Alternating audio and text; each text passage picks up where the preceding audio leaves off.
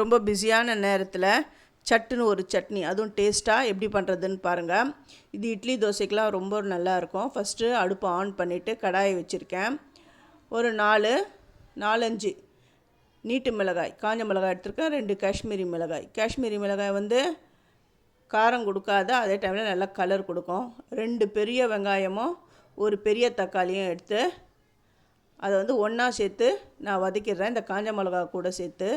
இப்போ வந்து அந்த சட்னிக்கு தேவையான உப்பு சேர்த்துட்டு இந்த தக்காளி வந்து தோல் பிரிஞ்ச வர அளவுக்கு நல்லா வதக்கிடணும். வதக்கிட்டு இதை வந்து ஆற விட்டுடணும். நல்லா ஆற விட்டுட்டு அதுக்கப்புறம் மிக்ஸி ஜாரில் சேர்த்துருங்க. சேர்த்துட்டு கொஞ்சமாக தண்ணி விட்டு நல்லா பேஸ்ட் மாதிரி நல்லா அரைச்சிக்கோங்க. இப்போ இதை வந்து தாளிக்கணும். எண்ணெய் விட்டுருக்கேன், உளுந்து, கடுகு சேர்த்துட்டு கொஞ்சம் கருவேப்பிலை சேர்த்து தாளித்து விடுங்க. சூப்பரான சட்னி தயாராகிடும்.